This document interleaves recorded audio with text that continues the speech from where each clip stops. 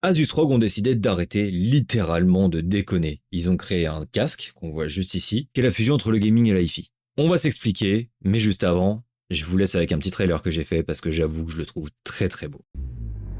Qu'est-ce que ça donnerait si le gaming et l'hi-fi fusionnaient parfaitement? Aucun compromis, pas d'atténuation, seulement le son. Entier, clair, sans artifice.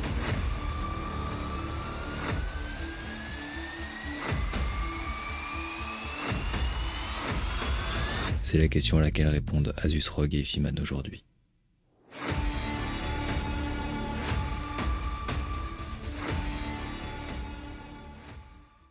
Bonjour à tous et bienvenue dans cette nouvelle vidéo. Comme je vous le disais dans l'intro, Asus ROG sont un peu partis en cacahuète. Et c'est vrai que les casques gaming en général, on a tendance à parler même du son de ces casques. On a tendance à parler du son gaming, avec des basses qui sont très boostées, avec un son qui est parfois vachement filtré, et ça pour plein de raisons. Ça peut être à cause du sans fil, ça peut être à cause de la conception même du casque, mais aussi parce que dans certains jeux on aime bien avoir des grosses explosions dans les oreilles, etc. Mais en termes de fiabilité de son, c'est pas toujours la meilleure des choses. Et même s'il y a des casques qui ont fait en sorte de régler au maximum ce problème ou d'apporter des nouveautés, on n'a jamais vraiment eu des choses comme on les a ici.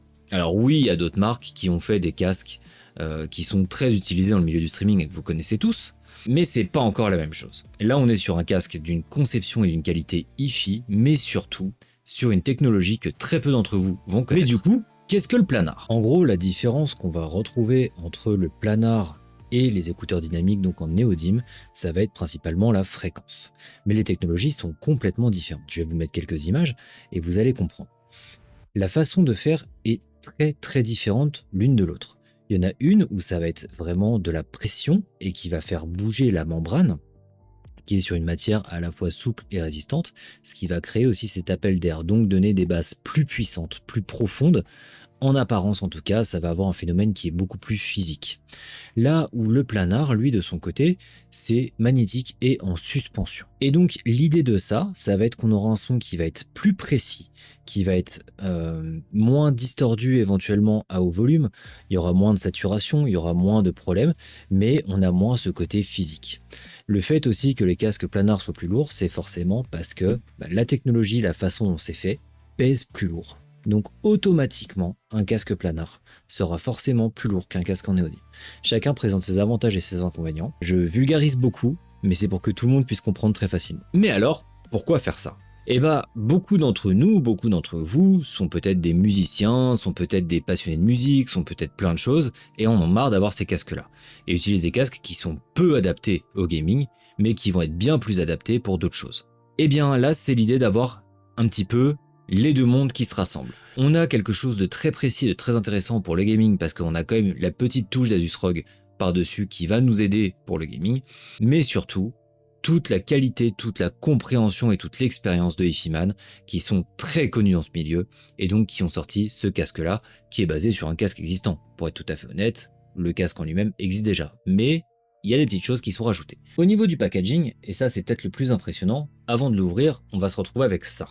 Et là, comme vous le voyez, on a vraiment des tests qui ont été faits sur le casque et qui sont un certificat, ni plus ni moins. Et je trouve ça super intéressant. Et ce que j'ai beaucoup aimé, c'est ça aussi. Alors, c'est peut-être très simple, c'est peut-être très bête, mais cette qualité, cette feuille qui est assez différente, qui est un petit peu plastique, qui va vous montrer plein de petites bêtises, je trouve que ça renforce ce côté premium qu'on a avec ce casque. À la suite de ça, vous allez donc finir par l'ouvrir et avoir l'écran qui va vous donner le casque. Alors ici, on a une prise parce que tout simplement, je vais vous le montrer après, mais on a une petite différence par rapport aux autres casques qu'on connaît. Là, c'est l'adaptateur en USB-C qu'on a, mais on a aussi un plus gros jack en 6,5 et ici en plus long avec plus de pôles. Et en dessous, vous allez tomber sur le casque, bien sûr. Si j'ai accepté de faire la vidéo dessus, c'est parce que j'étais très curieux. Qu'est-ce que ça va apporter? Quelle est la différence? Franchement, elle est énorme la différence, mais vraiment. J'ai fait beaucoup de musique, alors certains d'entre vous le savent déjà, j'ai développé mon oreille puisque je l'ai fait étant plus jeune et donc mon oreille est quand même assez développée au niveau musical. Donc pour des tests de casque, c'est super intéressant. Là il y a même des musiques où je n'avais pas entendu certains détails et pourtant ça fait 10 ans que je les écoute. c'est assez bluffant. Il est super intéressant parce que vous avez une clarté et un détail dans le son qui est super. Par contre, c'est vrai aussi qu'il manque d'une certaine façon de basse. Alors cette technologie n'est pas faite pour ça, elle n'est pas faite pour vous péter dans les oreilles, mais moi qui écoute par exemple beaucoup de métal, eh bien j'aime quand la batterie et la basse viennent m'atomiser les oreilles. On reste tranquille, j'aime bien juste qu'elle soit présente. J'aime bien avoir la présence et que ça m'englobe. Là, si c'est pas le cas, il y a deux raisons. Déjà, c'est un casque qui est complètement ouvert. Et en mettant suffisamment de lumière, on peut littéralement voir à travers. Vous voyez ? Littéralement, on voit à travers avec le flash. Donc c'est un casque qui est très ouvert. Ce qui fait que par exemple, si je le porte et que je fais ça à côté, je l'entends aussi bien que si je ne porte pas le casque. Qui a bien sûr certains avantages, mais aussi des inconvénients. Le fait de ne pas être enfermé, déjà, ça vous évite, si vous avez tendance à avoir les oreilles qui chauffent beaucoup, j'ai des amis dont c'est le cas, si vous avez les oreilles qui chauffent beaucoup, là ça le limite. Vous avez les coussinets qui sont perforés aussi, donc ça va permettre d'évacuer au maximum la chaleur. Ça vous permet aussi d'éviter de hurler, littéralement, quand vous êtes en jeu. Parce qu'un casque fermé, eh bien vous allez hurler. Là c'est pas le cas, donc ça c'est très bien. Ça vous permet d'être plus à l'aise pour le monitoring aussi. Parce que quand vous allez faire du monitoring, eh bien vous allez vouloir compenser le fait que vous entendez plus étouffé. Donc vous allez peut-être un peu changer votre voix ou etc. Là vous compensez ça. Et comme je vous le dis, il y a le détail. Chaque son, chaque note est vraiment détaillée. Chaque note est vraiment unique. Et c'est quelque chose que je trouve assez impressionnant parce que autant on peut avoir des super sons dans plein de casques, autant là on était quand même sur quelque chose de bien supérieur en termes de qualité. Maintenant, on va s'amuser vite fait. Devinez le prix. Il est qu'à 300 €. Ce qui est une somme. Soyons tout à fait honnêtes, 300 €, c'est une somme. Mais pour la qualité de fabrication, pour la technologie, pour tout ça, c'est pas tant que ça, je trouve. Très honnêtement, c'est pas tant que ça. Un très bon casque audiophile, vous allez rapidement le payer plus cher. Un bon casque gaming, vous en avez pour plus cher que ça aussi. Si vous tapez vraiment dans des casques qui sont très chers, très haut de gamme, ce qui est typiquement la destination de celui-ci, vous en avez pour plus cher. Donc par rapport à la proposition, franchement, ça va. Mais évidemment, ce casque ne s'accompagne pas que d'avantages. Et là, on va passer aux inconvénients. Il est déjà assez lourd. Forcément, par sa conception, c'est le cas. Donc, Asus ROG a décidé de mettre un arceau ici. Et effectivement, l'arceau c'est intéressant puisque souvent, comme on l'a retrouvé dans plein de casques gaming, ça vous allège vraiment le poids total sur la tête. Sauf que ce casque est fait pour vraiment les gens qui ont des très grandes têtes. J'ai pas une petite tête. Si vous faites pas de contenu, c'est pas forcément très grave. Si vous êtes tout seul dans votre chambre ou etc. pour jouer, ou que vous voulez faire de l'écoute à la maison, c'est pas très grave. Je trouve ça vraiment dommage parce que ils auraient pu réduire la taille de l'arceau. Ils auraient pu faire quelque chose de plus compact ou faire une technologie d'arceau différente peut-être avec juste seulement les deux côtés et l'arceau ici qui fait la structure en lui-même. Je pense qu'on aurait pu faire quelque chose de différent et c'est vrai que c'est dommage. Les écouteurs aussi sont très grands. Comme vous le voyez, là, le haut de mon oreille, il est à peu près ici. Là, je touche le haut de mon oreille, il est ici. Là, juste au-dessus, à ce niveau-là, vous avez le haut de la mousse et le bas de la mousse, vraiment, il est là en bas. Donc l'avantage c'est qu'il va englober mes piercings, c'est très confortable que ce soit celui que j'ai tout en haut, ce soit pour celui que j'ai tout en haut parce que c'est vrai que souvent certains casques ont tendance à me faire mal et donc il faudrait que je le remonte comme ça pour que ça me fasse plus mal, ou ici avec la longueur, ça englobe bien donc finalement je suis quand même plutôt à l'aise dedans. Mais c'est vrai qu'il est très grand donc il a tendance à retomber bas. Une fois qu'il est bien réglé, vous voyez je pourrais le rebaisser encore un peu plus mais là il est trop bas. Et là, il commence à me déranger. Et puis, si je bouge un peu rapidement la tête, il va bouger. Donc, une fois qu'il est bien réglé à votre taille, là, par contre, il bouge plus. Vous voyez, c'est très pratique, il tient vraiment bien, et avec cette taille d'écouteur, il tient vraiment bien. Ça, c'est chouette. Comme vous le voyez ici, il y a un micro aussi. Et donc là, je vous propose qu'on passe directement dessus. Là, on est donc passé directement sur le micro du casque. Il y a une réduction de bruit qui est appliquée, qui est la réduction de bruit qu'on a sur OBS. C'est le seul plugin que j'ai ajouté dessus, qui est bien, donc je l'ai mis au plus haut. Et là, ce qu'on va faire, c'est qu'on va passer sur le Spix, donc qui est lui la réduction vraiment la plus basique d'OBS, qui va forcément aussi moins atténuer sur la voix. Et la réduction globale, comme vous l'avez entendu, est plutôt bonne, puisque même le PC qui tourne quand même plutôt bien, on l'entend pas. Vous avez ici une petite manette qui vous permet de mute, tout simplement, et ici vous avez la molette pour le volume, pour faire du réglage à la volée dans le casque.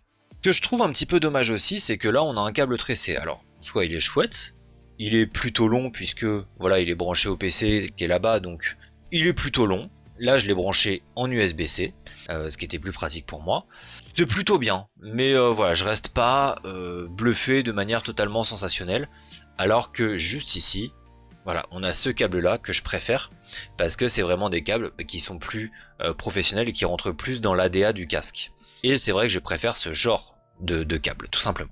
Donc là, on repasse sur mon micro classique. Pour moi, c'est vrai que je trouve ça un petit peu dommage. Là, on est plus dans l'idée du gaming, on est plus dans l'idée de ce qu'on va trouver habituellement, qui est un câble tressé, tout ce qu'il y a de plus basique. J'aurais préféré qu'on ait le choix en ayant uniquement ces câbles-là. Faites bien attention si vous l'achetez aussi. Ceci, ça sert à brancher à chacun des écouteurs. Et votre youtubeur tech préféré, qu'est-ce qu'il a fait au début? Il n'a pas fait attention. Et donc j'ai branché la gauche à droite et la droite à gauche. Ce qui fait que je jouais à Ark Riders, et parce que c'est un des premiers tests que j'ai fait, je l'ai testé sur Ark. Et je me disais, mais c'est trop bizarre, j'entends le leaper un peu derrière moi et surtout pas du tout du bon côté. Enfin, c'était vraiment super chelou. Ouais, j'avais juste inversé. Ah, au moins, je m'en suis vite rendu compte. Donc, vous en rendrez très très vite compte aussi. Donc voilà, c'est vraiment le détail sur lequel il faut bien faire attention parce que c'est une connerie où ça va très très vite. À l'origine, quand la vidéo devait sortir, il devait être disponible. Sauf qu'il y a des problèmes d'approvisionnement, donc il est toujours en précommande. Je vous invite à le faire. Si vous avez un besoin de casque et si vous cherchez ça, parce que je pense qu'une fois que les vidéos et tout ça vont commencer à sortir, ça va vraiment intéresser les gens. Et même s'il y a quelques petits soucis à droite à gauche, pour moi, si vous créez pas de contenu, si vous n'êtes pas streamer ou si concrètement vous avez une grosse tête ou que vous en foutez, c'est un peu tous les cas, l'arceau ne sera vraiment pas dérangeant. Le problème est rapidement oubliable, vu la qualité globale du casque. Moi, c'est vrai que j'ai automatiquement pensé à l'image. En stream, ça va être un petit peu bizarre. Maintenant, en stream, vous allez être en tout petit, je pense que les gens vont pas faire spécialement attention aussi. C'est le plus gros point noir qu'il y a sur ce casque. Donc je vous laisse imaginer que au global, ça va plutôt bien. Parce que c'est le seul reproche que j'ai véritablement à lui faire. En dehors de ça, il est léger. Le son est incroyable. Il est cristallin. Il est limpide. Vraiment, j'adore le son de ce casque. Vous avez un micro qui est quand même de plutôt bonne qualité. C'est pas un micro qui est incroyable et il va quand même capter assez rapidement les bruits de bouche. Mais franchement, ça va. Le design va pas plaire à tout le monde. Parce que c'est vrai que cette forme d'écouteur, elle est un peu spéciale et elle va pas forcément plaire à tout le monde. Mais moi, je trouve ça tellement chouette et tellement beau dans l'idée parce que ça nous sort vraiment des DA classiques des casques qu'on trouve. Cette nouveauté me plaît. Les écouteurs sont aérés, sont chouettes, vous avez le bord qui fait cet effet un peu simili-cuir mais qui lui ne va pas craquer contrairement à plein d'autres et vous avez l'intérieur qui est suffisamment bien fait, suffisamment bien englobant pour que ce soit que de la mousse et du tissu, donc ça me plaît et vous avez la possibilité de les changer. Pour moi ce casque aura une très très haute note et il serait pour ainsi dire parfait s'il n'y avait pas ce problème d'arceau. Et ouais, ça serait vraiment le plus gros reproche que j'aurais à lui faire. Peut-être un design différent, mais ça serait subjectif. Moi, franchement, je l'aime bien. Je dois déjà le renvoyer. J'ai eu une petite semaine pour le tester. Je dois déjà le renvoyer. Mais il était vraiment très très chouette. Et c'est vrai que j'étais assez libre de dire ce que je veux. J'avais pas de brief particulier ou quoi que ce soit. Donc, moi, j'ai beaucoup apprécié. Sur ce, je vous fais des gros bisous. On se dit à bientôt pour la prochaine vidéo. Merci et au revoir.